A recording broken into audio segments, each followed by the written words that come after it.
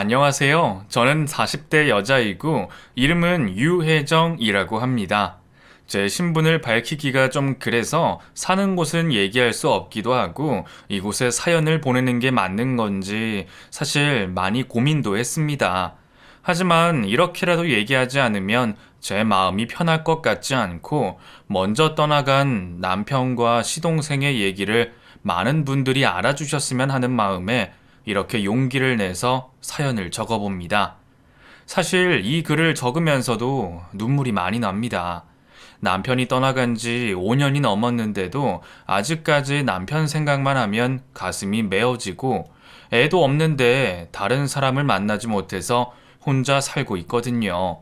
이런 제 모습이 애처로워 보이기도 하고 불쌍해 보인다고 주변에서도 많이 얘기해 주지만 남편은 제가 만난 남자 중에 가장 의리 있고 성실하고 정말 좋은 사람이라 이런 사람이 제게 또 나타날지 하는 생각도 들고 운명처럼 남자친구가 생기거나 혹시 제가 재혼을 하게 되더라도 제 남편과 자꾸 비교를 하게 될 것 같아서 쉽사리 누굴 만나는 게 용기가 나지 않는 것도 사실입니다. 사실 이렇게 혼자 살면서 저를 보고 제일 속상해하는 건 저희 부모님입니다. 아직 저는 남편과 함께 살던 집에서 살고 있는데 이곳에 오실 때마다 이사할 생각 없어? 여기 올 때마다 김서방 생각이 나서 좀 그래. 너야 뭐 그 사람이 그리워서 여기 산다고 하지만 언제까지 혼자 지낼 순 없잖아. 물건도 웬만한 건 싹 다 가져다 버리고 이런 거 안 버리면 그 사람이 마음 편하게 떠나겠어. 유품도 때가 되면 다 버리는 게 맞아. 그래야 저승에서도 마음 편하게 돌아다니지. 이런 거 자꾸 갖고 있으면 너도 그렇고 그 사람도 그렇고 편하게 눈 못 감아. 응? 혜정아, 엄마 말 좀 들어. 너도 이제 새 사람 만나서 인생 다시 시작해야지. 언제까지 이렇게 혼자 살래? 하면서 가슴을 치며 울곤 합니다. 그럴 때마다 저도 엄마에게 너무 미안하고 왜 내가 이런 사람을 좋아해서 이런 사람을 사랑해서 우리 가족에게 이런 상처를 주는지 그 사람이 너무 밉고 괘씸하기도 합니다. 그렇다고 해서 제가 다른 사람을 안 만나본 건 아닙니다. 사실 몇 번의 연애 기회가 있었습니다. 제가 지금 중소기업에서 과장으로 일을 하고 있는데 지금은 퇴사를 한 직원이 제게 좋다고 고백을 한 적도 있었습니다. 심지어 제 남편이 떠나간 걸 알면서도 자기는 괜찮다고 그 사람과 다르게 오로지 저만 평생을 바라보겠다며 제게 프로포즈까지 했습니다. 참 제가 복받은 년인데 그 사람 마음을 알면서도 몇 년을 외면하며 살았고 직접적으로 고백을 하니 오히려 거부감이 들어서 정말 미안한 마음으로 그 사람의 고백을 거절했던 기억이 납니다. 저는 아무에게도 그 사실을 말하지 않았는데 회사의 소문은 일파만파 퍼졌고 저는 그런 소문 따위에 별로 신경 쓰는 편이 아니라 그러려니 하고 다녔는데 그 직원이 일을 관두더라고요. 그렇게 일을 관두고 나니까 사람들이 아니 유 과장, 아니 진짜 김 대리가 프로포즈 했어. 근데 유 과장이 찬 거야? 하고 묻더라고요.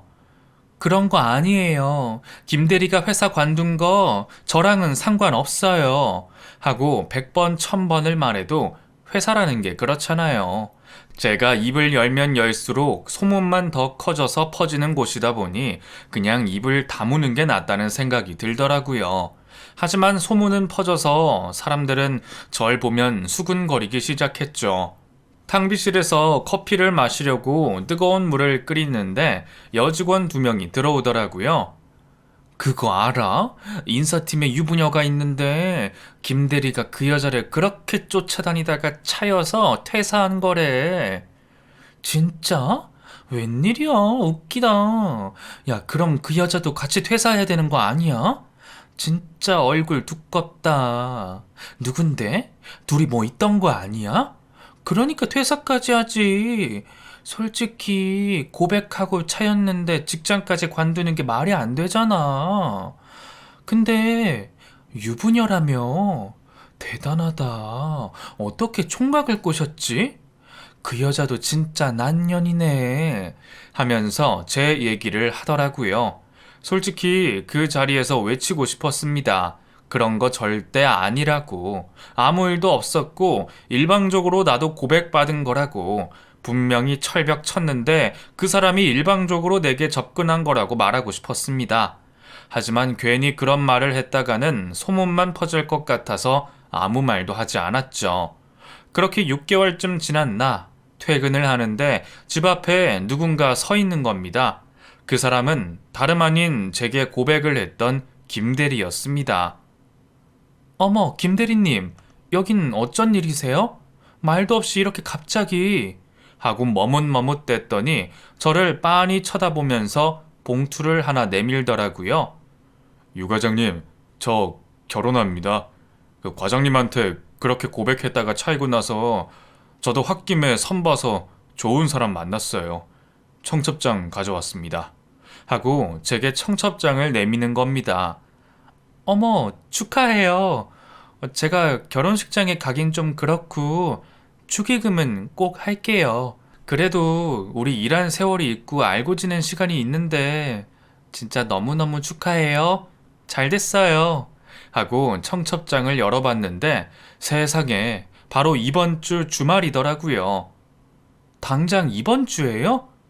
주말에 내가 하면서 휴대폰을 뒤적뒤적 거렸더니 갑자기 김대리가 제 손목을 잡는 겁니다.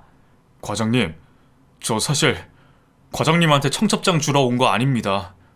과장님, 저 과장님 아직 못 잊었어요. 과장님이 너무 좋은데 이렇게 결혼을 하는 게 맞는 건지 잘 모르겠습니다. 홧김에 선봐서 지금 아내 될 사람이랑 술김에 모텔에 갔는데 그날 아이가 생겼어요.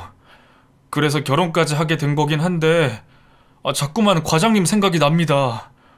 과장님만 저 받아주시면 저 파혼할 수 있어요. 네? 과장님, 저는 진짜 안 되는 겁니까? 왜 저는 안 되는 겁니까? 제가 뭐가 그렇게 부족해서 저를 못 받아주시는 건가요? 하면서 저를 확 끌어안더라고요. 저는 그 사람을 밀쳐내면서 미쳤어요? 당장 가세요. 지금 안 가면 경찰에 신고할 거예요. 오늘 일은 모르는 척 눈 감아 줄 테니까 제발 가세요. 다시는 찾아오지도 말고 한 번만 더 말없이 우리 집에 찾아오면 진짜 경찰 불러요. 당장 가세요.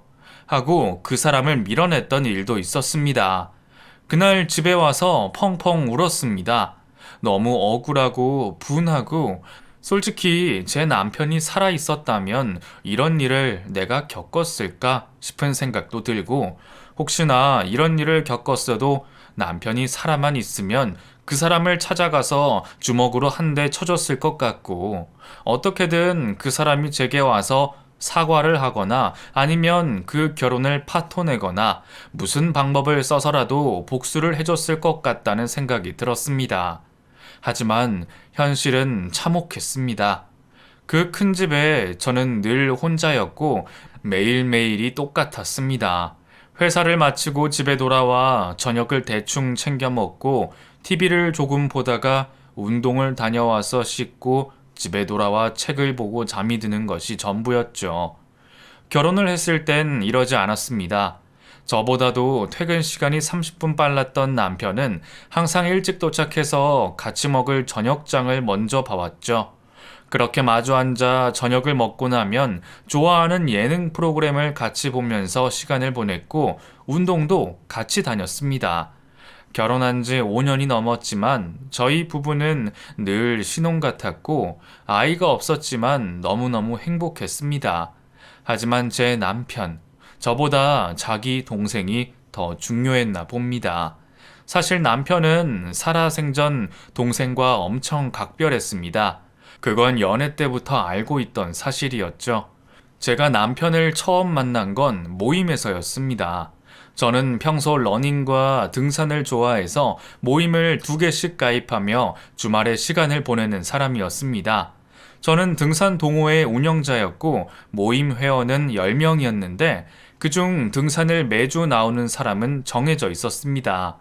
5명 내외였는데 모임에 처음 가입한 남자가 첫 등산을 나온 날이었죠.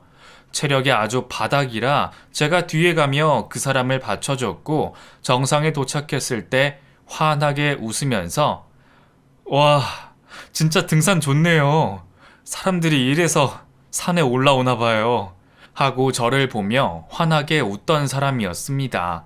산 아래서 만날 때까지만 해도 걱정 근심이 많아 보이는 얼굴이었는데 산 정상에 올라와서 활짝 웃는 모습을 보고 저도 그 사람에게 마음이 활짝 열렸습니다. 그렇게 저는 그 사람에게 적극적으로 대쉬했고 저희 둘은 만난 지 한 달 만에 사귀게 됐죠. 그런데 사귀고 나서 제게 하는 말이 혹시 내 동생이랑 같이 밥 한번 먹을래? 하고 말을 하는 겁니다. 동생? 갑자기 왜? 아, 나는 동생이랑 비밀이 없거든. 너랑 사귄다고 말했더니 어떤 사람인지 보고 싶다고 하더라고. 그래서 같이 밥이나 먹으면 어떨까 해서. 어차피 나 동생이랑 같이 살고 있기도 해서 어떻게 해서든 분명 보게 될 텐데 이왕 보는 거 약속 잡고 보면 서로 당황스럽지도 않고 좋잖아. 하고 말을 하더라고요. 만난 지 한 달 만에 가족을 소개시켜준다는 말이 좀 의아하긴 했지만 그래도 이 사람이 절 마음에 들어하는 것 같아서 저도 흔쾌히 허락을 했고 그렇게 동생과 셋이 처음으로 만나 술자리를 가졌습니다. 그런데 그 동생이라는 사람 생각보다 너무 편하고 좋은 사람이더라고요. 절 보더니 꾸벅하고 인사를 하면서 형수님, 저 그냥 형수님이라고 할게요. 실은 형이 이렇게 여자친구를 소개시켜준 거 처음이에요. 너무 영광입니다. 하면서 넉살 좋게 인사를 하는 겁니다. 말이라도 그렇게 해주니 제가 뭔가 특별한 것 같았고 그날 참 재밌게 놀았던 기억이 납니다. 그렇게 남동생과 술 한 잔을 걸치고 나서 2차로 저희 둘만 따로 빠져나왔습니다. 그렇게 둘이 술을 마시면서 내 동생 참 괜찮지? 내 동생이지만 참 괜찮은 놈이야. 하고 맥주를 들이키더라고요. 그러게 둘이 되게 친해 보인다. 응, 맞아. 친해. 둘도 없는 사이야. 어릴 때부터 엄청 의지하고 자랐거든. 실은 우리 엄마가 새엄마야. 엄마는 일찍 돌아가셨고 아빠가 재혼을 했어. 그래서 새엄마 손에 컸는데 이상하게 나이가 들고 시간이 많이 흘러도 정이 잘 안 가네. 물론 새엄마도 그렇겠지. 그래서 어쩌다 보니까 동생이랑 이렇게 각별한 사이가 돼버렸어. 아빠가 재혼을 한 게 우리가 둘 다 사춘기 때라 그랬나 봐. 뭐랄까, 의지할 사람이 없으니까 서로한테 기대게 되더라고. 뭐 그렇게 둘이 살다 보니까 부모님이랑 연락도 끊기고 이제 가족은 정말 둘뿐이야. 그래서 말인데 그냥 가끔이라도 좋으니까 우리 셋이 같이 시간 보내도 될까? 너만 불편하지 않으면 하고 제게 양해를 구하더라고요. 솔직히 연애 초반이라 남이 데이트에 끼는 게 싫었지만 가끔가다 한 번씩 만나는 건 부담이 없어서 그렇게 하자고 했고 몇 번 만나다 보니 저도 친해져서 마치 제 동생처럼 느껴지더라고요. 4살 정도 어렸는데 나이 차이가 좀 나다 보니 애교도 많고 착하고 너무 좋은 친구더라고요. 거기다가 취업 준비생이라 제가 가끔 용돈을 주면서 꼬박꼬박 제게 선물을 사주곤 했습니다. 형수님, 이거 지나가다 생각나서 샀어요. 마음에 드실지 모르겠어요. 하고 제게 내민 건 다름 아닌 립스틱이었습니다. 세상에, 너무 이쁘다. 내가 이 색 좋아하는 거 어떻게 알았어? 고마워. 근데 다음부터는 이런 거 사지 마. 공부하느라 힘든데 뭘 이런 것까지 신경 써. 그리고 힘든 거 있으면 나한테 말하고. 알겠지? 하고 선물을 마다하곤 했죠. 그렇게 저와 남자친구 그리고 남동생은 꽤 끈끈한 우정을 자랑했습니다. 남자친구와 3년 정도 연애를 했고 만나다 보니 그 사람이 좋아서 결혼까지 얘기가 나왔죠. 어차피 남자친구네는 동생 말고 가족과 연락을 끊어서 결혼 허락이랄 것도 없었고 저희 부모님께만 인사를 드리고 결혼 준비를 시작했습니다. 그런데 난관이 생겼습니다. 남자친구의 아버지가 어떻게 알았는지 결혼식 전에 남자친구에게 연락이 와서는 노발대발 난리를 치고 어떻게 부모한테 말도 안 하냐면서 저보고 정식으로 인사를 오라고 했다더군요. 알고 보니 시동생이 아버지와 연락을 하고 있었고 시아버지 되실 분은 그동안 뿌린 축의금이 얼만데 당연히 걷어야 한다며 모바일 청첩장이랑 청첩장은 넉넉히 수량을 만들라면서 연락을 했다더라고요. 솔직히 좀 어이가 없었습니다.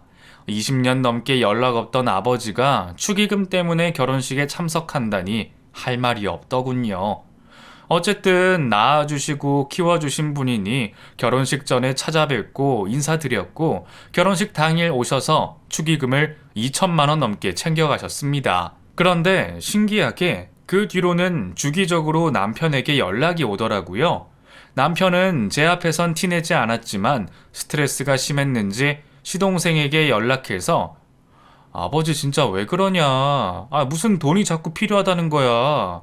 형진아, 너 돈 필요한 거 있으면 내가 줄 테니까 아버지랑 연락 끊으면 안 돼? 내가 이렇게 부탁할게. 하면서 동생을 설득하기도 했습니다.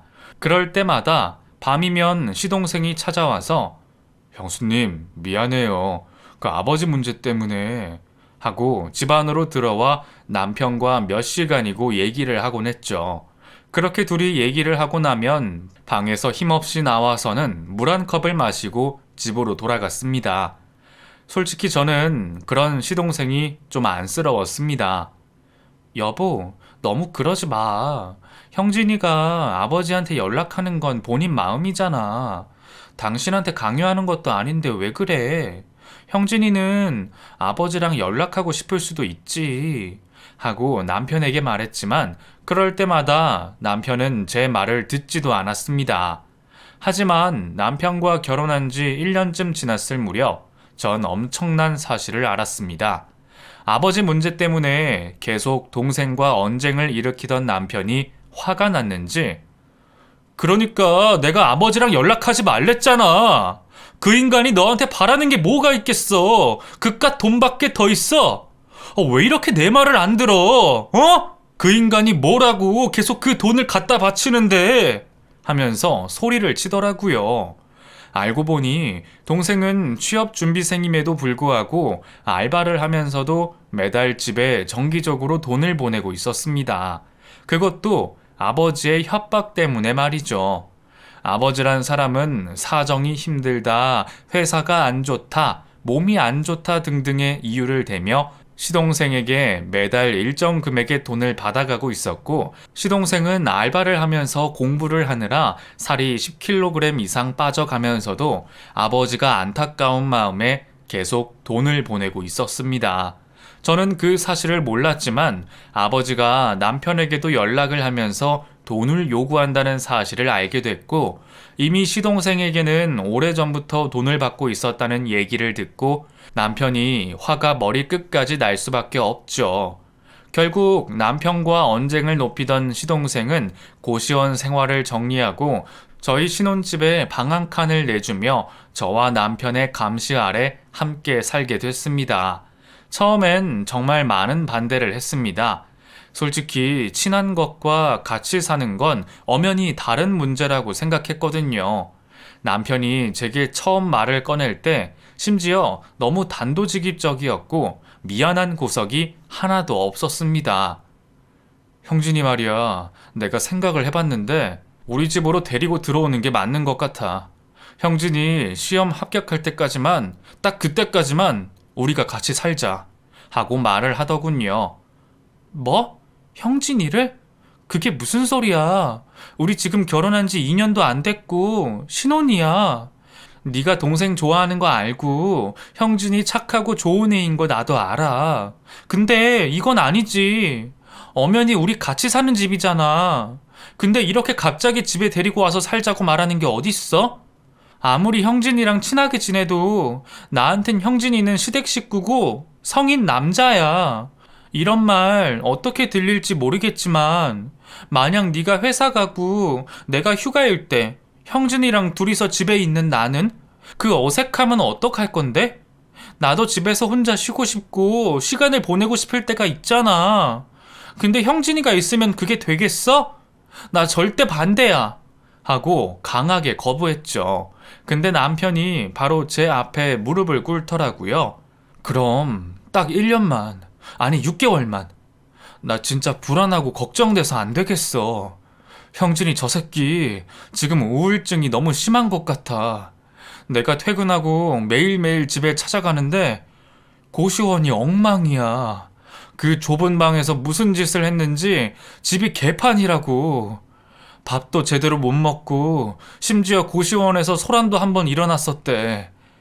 형진이가 며칠 동안 방 밖으로 안 나와서 고시원 총무가 노크를 했는데 그 안에서 절규하는 소리가 들렸나 봐. 그래서 문을 부시고 들어갔는데 형진이가 하면서 눈물을 흘리더라고요.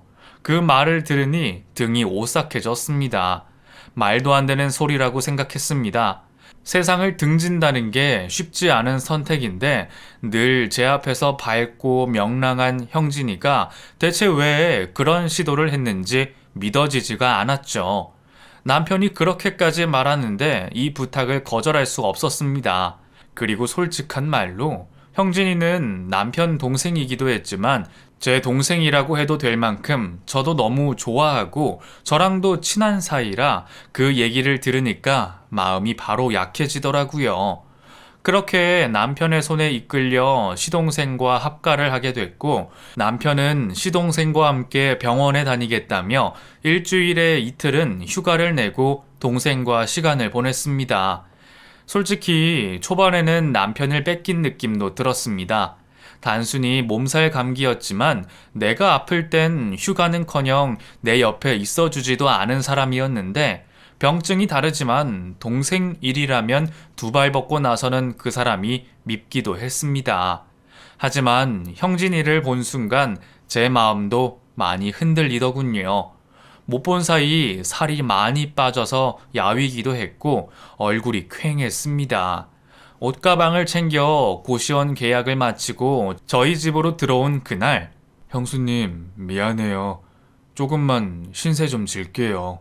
하면서 제게 꾸벅 인사를 하는데 그 얼굴이 너무 안타까웠습니다. 그렇게 시동생은 정신과 치료를 받으며 우울증이 점차 나아져 갔습니다. 휴대폰 번호를 바꾸면서 아버지와 연락이 자연스레 끊겼고 시동생도 아버지와 연락을 안 하니 점점 증세가 나아지는 듯 했죠. 항상 죽상에 알바로 찌들어 보이던 모습과는 달리 저희 집에 들어오면서 사람이 달라지는 모습을 보니 처음에 남편에게 같이 사는 것을 반대했던 게 미안해지고 그래도 생각보다 일찍 마음을 다잡아준 시동생에게 고맙다는 생각도 들었습니다. 그렇게 술자리를 한번 갖게 됐는데 우리 셋이 모여 맥주잔을 들고 건배를 하면서 갑자기 시동생이 고개를 숙여 울더라고요. 형수님, 진짜 미안하고 고마워요. 저 진짜 두 사람 아니었으면 진짜 너무 힘들었을 거예요. 형수님, 특히 진짜 죄송하고 제가 진짜 이 은혜 어떻게든 갚을게요. 너무 감사합니다. 정말 감사해요. 하고 제 앞에 머리를 숙이더라고요. 왜 그래 형진아. 이렇게까지 안 해도 돼. 사실 난 너한테 너무 미안한데 처음에 남편이 너랑 같이 살자고 했을 때 나 반대 많이 했었어. 솔직히 불편할 것 같았고 내가 쉬는 날에도 네가 집에 있으면 마음대로 못 쉴 것 같았고 그냥 셋이 사는 게 마음이 편치 않았어. 지금 생각해보면 내가 왜 그랬나 싶어. 우리 지금 몇 개월 동안 같이 살았지만 트러블 전혀 없고 너도 낮에는 집에 없고 저녁에 같이 모여서 밥만 같이 먹는 것뿐인데 네가 이렇게 많이 달라질 줄 알았으면 진작 널 먼저 들이자고 할 걸 그랬어. 네가 너무 좋아져서 기뻐, 형진아. 이건 진짜 내 진심이야. 나도 네 누나나 마찬가지야. 우리 알고 지낸 세월 꽤 길잖아. 그리고 우리 가족이잖아. 너한테 형만 있다고 생각하지 마. 누나도 있어. 하고 형진이를 위로해줬습니다. 시동생이지만 정말 제 동생이나 다름없다고 느껴졌고, 가까이에서 우울증 치료도 열심히 받고 약도 잘 챙겨 먹는 모습을 보면서 제가 좀 더 신경 써야겠다는 마음을 먹었습니다. 그리고 지난날의 제 모습을 반성하고 무작정 시댁 식구라고 해서 불편하다고 생각하지 말자고 다짐했습니다. 그렇게 1년을 더 함께 살았습니다. 길다면 길고 짧다면 짧은 시간이었는데 같이 산 기간이 길어질수록 이상하게 시동생의 상태가 갑자기 안 좋아지기 시작했습니다. 잘 하던 알바도 잘리고 공부는 손 놓은 지 오래였습니다. 게을러서 성실하지 못해서가 아니라 매일매일 방 안에 갇혀서 이불 속에만 누워있고 밥도 먹지 않았습니다. 제가 노크를 하고 문 앞에 밥을 갖다 놔도 괜찮아요. 안 먹을래요. 하고 초반엔 말이라도 해줬는데 언젠가부터는 말도 안 하더라고요. 사실 저는 시동생이 방 안에서 뭘 하는지 알고 있었습니다. 어느 날부터인가 밖에 나갔다가 들어오면 방으로 곧장 직행해서 한동안 나오지 않았는데 닫힌 문 사이로 담배 냄새가 진하게 흘러나오곤 했습니다. 심지어 윗집까지 냄새가 올라갔는지 저희 집에 찾아와서는 혹시 집안에서 담배 피워요? 아니, 담배 냄새가 너무 많이 나요. 하고 항의를 한 적도 있었으니 말 다 했죠 뭐. 솔직히 저런 항의가 들어올 때면 저는 너무 당황스럽고 어떻게 말해야 할지 몰라서 그저 죄송하다는 말만 남발하곤 했습니다. 심지어 시동생이 엘리베이터를 타면 동네 꼬마들이 저 아저씨는 맨날 저러고 있어. 무서워. 하면서 엘리베이터에 같이 타지 않고 저희가 먼저 올라간 적도 몇 번 있었습니다. 그런 상황에서 사과를 하는 건 늘 남편과 저였습니다.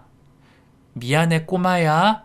그럼 아저씨랑 아줌마 먼저 올라갈게. 하고 급하게 문 닫힌 버튼을 눌렀고 시동생은 아무 말도 하지 않았습니다. 저희 집에 온 초반에는 남편 따라 병원도 잘 가고 상태가 좋아지는 듯 했지만 이상하게 시간이 조금씩 흐르면서 상태가 급격하게 나빠지는 모습을 보였습니다. 남편은 걱정이 됐는지 아무래도 병원을 바꿔야 할 것 같아. 형진이가 점점 더 상태가 안 좋아져. 내가 다른 병원 좀 알아볼게. 미안해 여보. 그리고 고마워. 하면서 제게 말을 하더군요. 솔직히 병원을 알아보는 거야 어려운 일이 아니었지만 남편이 너무 동생에게 매달려 있는 모습이 너무 안쓰러워 보였습니다. 시동생이 집으로 들어온 후 남편도 덩달아 우울증 증상이 있는 것처럼 보였거든요. 전 의사가 아니라 잘 모르지만 남편은 정말 다정다감하고 애교도 많고 밝은 사람이었습니다.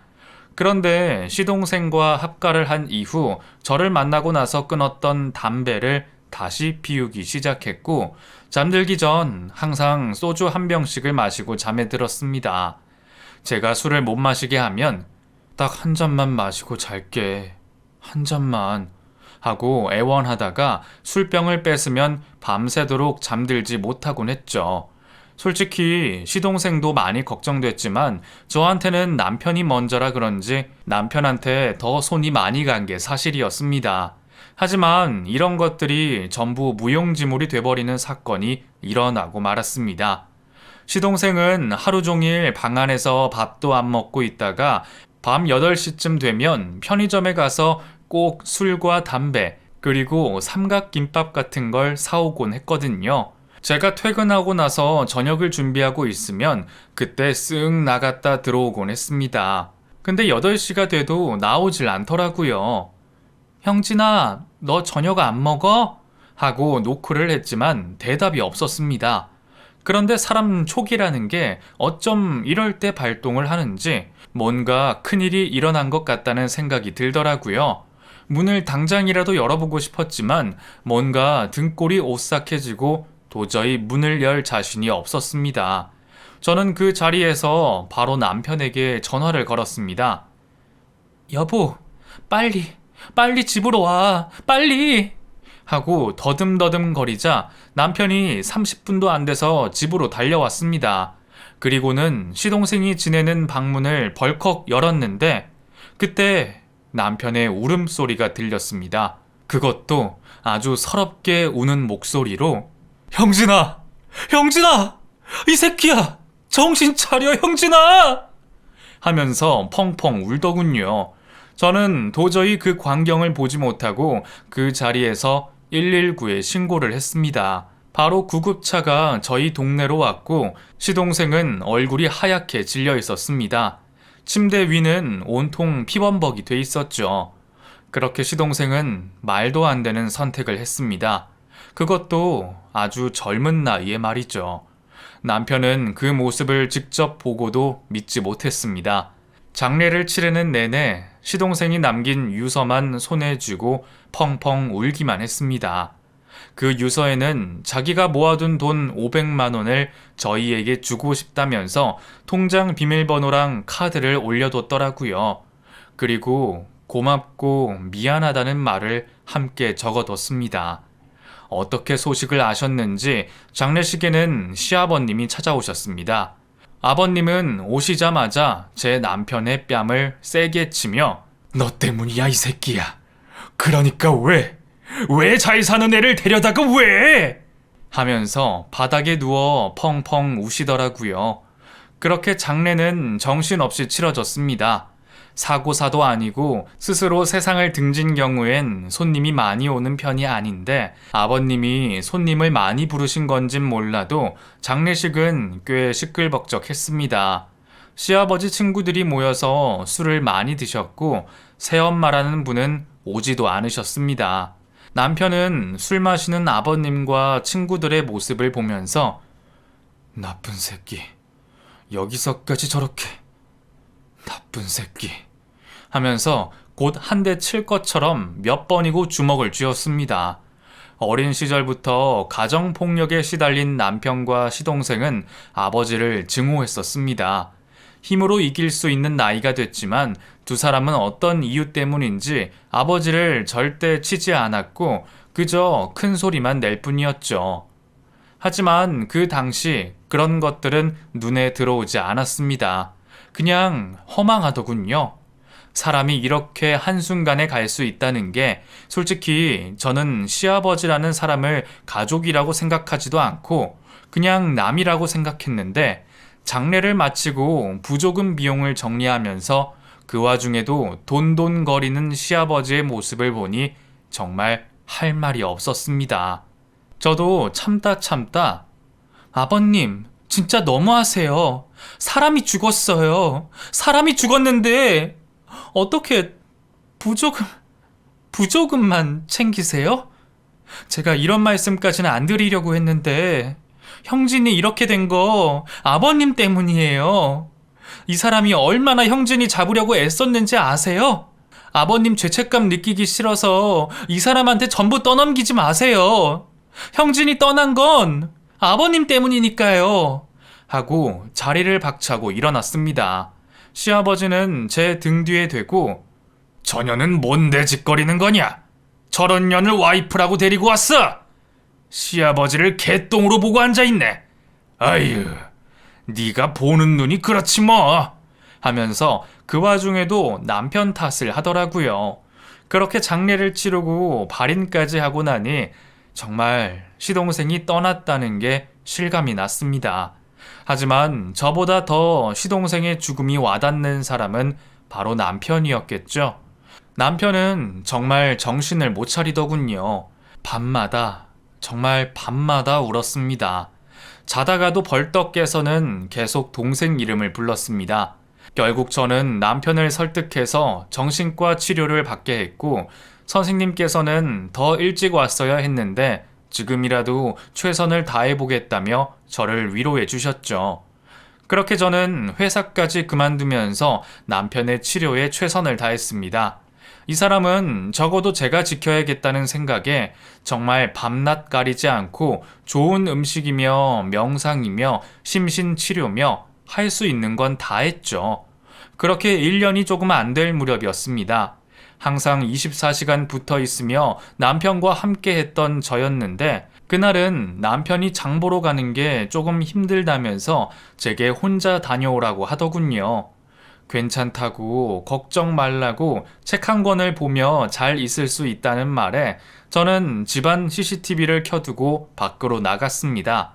그 전에도 종종 그렇게 외출한 적이 있었고 남편 역시 CCTV가 있다는 사실이 불편하지 않다고 했기에 동의하에 설치한 것이었죠.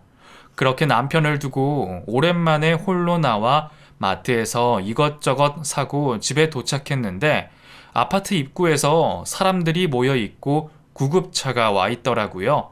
저는 직감적으로 알 수 있었습니다. 남편 때문이라는 사실을요. 저는 사람들을 밀치고 사건 현장을 들어갔고 화단에 떨어져 있던 남편을 다급히 구급차에 실어 옮기고 있었습니다. 저 이 사람 아내예요. 저도 데려가 주세요. 어떻게 된 건데요? 하고 장바구니를 던지고 구급대원에게 물었습니다. 자세한 건 병원 가서 확인해 보셔야 할 것 같아요. 저희도 신고받고 온 거라서요. 우선 타시죠. 하고 저를 태우고 병원으로 갔습니다. 가는 내내 구급대원분들이 계속 응급처치를 하셨는데 그런 것들은 하나도 눈에 들어오지 않았습니다. 우선 병원에 도착하자마자 바로 수술실에 들어갔고 남편은 7시간에 걸친 수술을 진행했습니다. 하지만 수술실에 들어간 뒤 남편을 마주한 곳은 다름 아닌 영안실이었죠. 모든 게 거짓말 같았습니다. 몇 번이고 제 뺨을 때리고 꼬집어도 남편은 돌아오지 않았습니다. 전 남편 장례에 참석하면서도 뒷방에 앉아 아무것도 하지 못했습니다. 계속 울기만 했고 밖에 나오지도 않았습니다. 시아버님도 오시지 않아서 혼주도 없었지만 남편이 떠났다는 사실을 저희 가족 외의 사람들에게 알리지도 않아서 장례식은 3일 내내 텅 비어 있었습니다. 절차대로 남편을 보내고 나서 집으로 돌아와 남편 유품을 정리하기 시작했습니다. 그런데 그땐 경황이 없어서 발견하지 못했던 것들이 하나둘씩 보이기 시작하더라고요. 남편은 죽기 전 제가 미뤄뒀던 냉장고 청소를 전부 해뒀습니다. 베란다 선반에 쌓여있던 물건도 전부 정리하고 그걸 보고 눈물을 멈출 수가 없었습니다. 하지만 엄마가 유품은 꼭 정리해야 한다는 말에 다시 안방으로 들어와 남편 옷을 전부 꺼냈고 하나씩 짐을 싸기 시작했죠. 그런데 눈에 들어온 것이 있었습니다. 바로 화장대 위에 구겨져 있던 종이 한 장이었습니다. 분명 없었던 건데 언제 여기 올라와 있는 건지 모르겠지만 그 종이를 펼쳐보니 남편의 짤막한 유언장이 적혀 있었습니다. 혜정아, 미안해. 널 이렇게 두고 가면 안 되는데 내가 더 이상 견딜 수 없어. 그동안 너한테 빚만 지고 살아서 혹시나 도움이 될까 해서 부탁해둔 게 있어. 혜정아, 이거 발견하면 집 앞에 있는 경찰서로 가. 내가 전부 얘기해뒀어. 라는 짤막한 쪽지였죠. 저는 그 종이를 들고 집 근처 경찰서로 찾아갔습니다. 그런데 문을 열었더니 안이 꽤 시끄럽더라고요. 뭐야, 대체 여기로 왜 가라는 거야? 하고 혼자 뻘쭘하게 서 있었는데 한쪽 구석에서 경찰관이 큰 소리를 내는 모습을 보게 됐습니다. 아저씨, 진짜 왜 이러세요? 아저씨가 누군데요? 그걸 어떻게 증명하냐고요? 이거 놓으세요. 진짜 손 떼시라고요! 하면서 소리를 치더군요. 웬 남자와 실랑이를 하고 있던 경찰은 저를 보더니 깜짝 놀라더군요. 혜정씨? 아유, 드디어 왔네. 아니, 왜 이렇게 늦었어요? 명진이가 왔다 간지 일주일도 넘었는데. 아무튼, 진짜 내가 이거 지키느라 얼마나 힘들었는데. 명진이 이 새끼, 여행 갔다 돌아오면 진짜 내가 술 사라고 할 거야. 혜정씨, 근데 혹시 이 사람 알아요? 진짜 힘이 장사네, 장사야. 하면서 가방 하나를 두고 두 사람이 싸우고 있더라고요. 그런데 그 뒷모습은 다름 아닌 시아버지였습니다. 아버님이 여기 왜 계세요? 하고 물었더니 얼굴이 시뻘개져서는 빨리 내놔요! 나 가야 되니까! 내가 명진이 애비라니까! 얼굴 보면 모르겠어! 명진이가 나한테 맡긴 거라고! 진짜 경찰이 이래도 됩니까? 내가 명진이 아빠라고! 하면서 경찰이랑 가방 하나를 두고 힘겨루기를 하고 있는 겁니다. 경찰서에 있던 그 경찰은 다름 아닌 제 남편의 오래된 친구였습니다. 한 직장에서 같이 일하다가 회사를 관두고 경찰 공무원 시험에 합격한 친구라 저도 잘 알고 있었죠. 몇 번 같이 술도 마셨고 두 사람 우정이 각별해서 가끔 연락도 했었고요. 그런데 저희 집 근처 지구대에 발령받았다는 사실은 모르고 있었습니다. 그런데 가방 하나를 두고 싸우는 모습을 보니 남편이 맡겨둔 거라는 걸 확신할 수 있었고 시아버지가 남편의 유언장을 먼저 본 듯 했습니다. 그렇게 두 사람이 실랑이를 하다가 가방끈 하나가 끊어져서 안에 있던 내용물이 전부 쏟아졌습니다. 그 속엔 5만 원짜리 수십, 아니 수백 장이 들어있었습니다. 그걸 보고 놀란 경찰은 아니 이게 뭐야? 웬 돈이야? 이 미친 새끼 나한테 이런 걸 왜 맡긴 거야? 혜정씨 이거 다 뭐예요? 명진이한테 전화 좀 해봐요. 그리고 이 사람 진짜 시아버지 맞아요? 왜 이래 진짜? 하고 시아버지를 꽉 잡으면서 놓지 않더라고요. 시아버지는 몸부림치며 내 거라니까! 저거 내 돈이야 이 새끼들아! 내놔!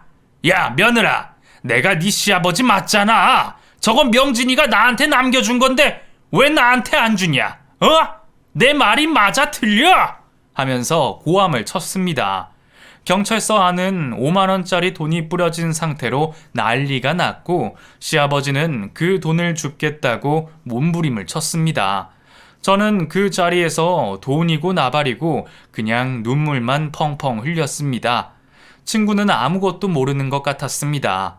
남편이 떠났다는 것도, 떠나기 전 이곳에 찾아와 돈을 맡겨놨던 것도 아무것도 정말 모르는 것 같았습니다. 시아버지를 경찰서 밖으로 쫓아낸 친구는 겨우 문을 잠그고 혜정씨, 우선 이거부터 정리하죠. 얘기는 나중에 듣고 우선 이거부터 같이 정리해서 챙겨가요. 제가 저 사람은 어떻게든 해볼 테니까 우선 정리부터 하고 돈을 줍기 시작했습니다. 같이 있던 대원들도 돈을 주어 가방에 넣어줬고 저는 그 가방을 들고 남편 친구의 도움을 받아 경찰서 뒷문으로 나왔습니다. 친구는 저를 친정집까지 태워다 줬고 차에서 내리면서 저는 그 경찰관에게 남편이 세상을 떠났다는 사실을 전해줬습니다. 이제 막 장례를 치렀고 남편을 잘 보내주고 왔다고 말했죠. 그러다 유언을 발견해서 이곳에 왔다고요. 그랬더니 친구는 놀람을 감추지 못하며 말하더군요. 그래서 이 새끼가 어쩐지 이상했어. 그 새끼 이렇게 갈 거면 나한테 말이라도 해주지. 가방 하나 맡겨놓고 절대 아무도 주지 말라고 무조건 혜정 씨한테만 건네주라면서 열어보지도 말라고 하더라고요. 믿을 만한 사람이 없다면서 저한테 꼭 좀 부탁한다고 그렇게 애원하고 갔어요. 나쁜 새끼. 진짜 미친 새끼. 대체 왜 나한테 이런 하면서 훌쩍거리며 울더라고요. 고마워요. 정말 고맙습니다. 남편이 믿을 만한 사람이 정말 진욱씨 뿐이었나 봐요. 진짜 고마워요, 진욱씨. 남편과의 마지막 약속을 지켜줘서 정말 고맙습니다. 정말 생각도 못했어요. 시아버지가 거기서 그러고 있을 거라곤 정말 몰랐어요. 진욱 씨 아니었다면 이 돈 전부 시아버지가 가져갔을 거예요. 남편이 아버지랑 사이가 엄청 안 좋았거든요. 어쩌면 아버지가 자기 돈을 전부 가져갈까봐 믿을 만한 진욱 씨한테 이걸 맡긴 걸지도 몰라요. 정말 고마워요. 정말 고마워요. 하고 몇 번이나 허리 숙여 인사했습니다. 그 뒤로 저는 진욱이라는 그 친구는 종종 제게 연락해서 남편 납골당에 찾아가 인사를 하겠다며 주소를 물었습니다. 그리고 시아버지가 제게 접근하지 못하도록 수시로 순찰을 돌며 접근 금지 신청을 할 수 있게 도와줬습니다. 그 가방 안에 돈이 들어있는 돈은 총 1억 3천, 남편이 모아둔 전 재산이었습니다. 시아버지는 돈을 보고 눈이 돌아가서 제게 몇 번이나 전화를 하고 협박을 했지만 다행히도 제가 전화번호를 바꾸고 경찰까지 대동해서 제 주변에 얼씬을 못하게 하니 더 이상은 연락하지 않더군요. 그렇게 남편이 떠나간 지 벌써 꽤 오랜 시간이 지났습니다. 제 인생에서 가장 소중했던 사람 2명을 떠나보내고 나니 정말 사는 게 뭔가 싶은 생각이 들 때도 있었습니다. 하지만 저는 남편과 같은 생각을 하지 않을 겁니다. 제가 2사람 몫까지 열심히 살아야 하니까요.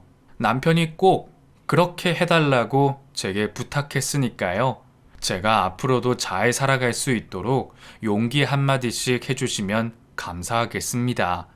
그리고 이 소중한 돈을 제게 남겨주고 간 남편에게도 비난보다는 그동안 잘 버텼다고, 그곳에서 편하게 잘 지내라고 위로의 말을 해주셨으면 합니다.